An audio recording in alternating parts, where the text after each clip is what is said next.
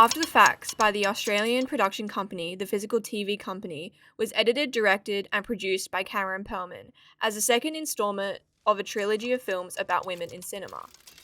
Pearlman's documentary explores the under-acknowledged women editors and the way editing shapes perspective. The theme of reclaiming emerges as the documentary centers around the renaming of the Kuleshov effect and the importance of editing techniques developed by female editors such as S.V. Shub. In doing so, Pearlman is able to create a story that emphasizes the theme of reclaiming and reframing editing to be visible. I'm reclaiming this. Pearlman conveys these messages through technical strategies of directorial voiceover, These images are facts. archival footage and images, on-screen text, modern-day footage, and editing. The narrative arc and creative strategies can be broken down into three main parts. The concept of the film thought and the film fact, as Pearlman states. Facts become thoughts when you cut them together. This is established as the Kuleshov effect. Pearlman interrupts this, explaining that historically editing was mostly done by women, and reclaims this effect too. The editor's effect. This part of the documentary encapsulates tone, perspective, and the editor's effect, with the shot of a woman looking scene. 3 clips repeated 3 times. Shot of a woman looking, shot of what she sees, shot of the editing bench. The visual rhythm and juxtaposition endorses 2 important things: women and editing, as they are now both visible and important.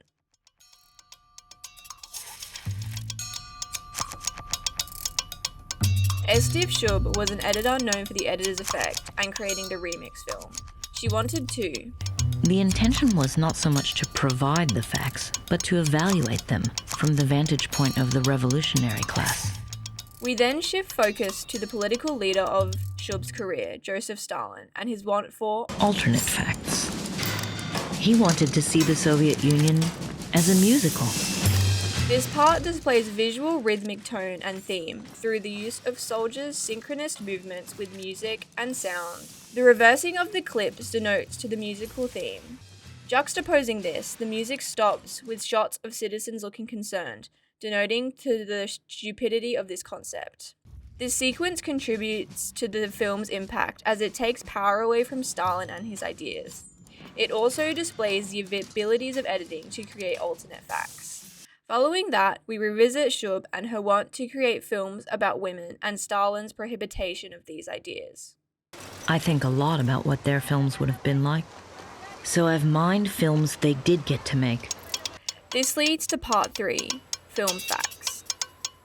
For the last 30 seconds of this production, we are met with the fastest editing sequence. Shot of a woman throwing a discus, shot of an old editing strip, shot of an old editing wheel, shot of a woman working, shot of a woman throwing a shot put, shot of a dancer, shot of a woman working, shot of an editing strip, shot of a woman editing, shot of a woman editing, shot of a woman editing, shot of a woman editing, and the shot from a shot of a woman looking. The impact of this part, I would argue, is the most important and integral to the production. It links the editor's effect, the lost productions of S.V. Shub, presented in Pearlman's editing techniques, together to end the documentary displaying editing and women at the forefront of cinema and filmmaking.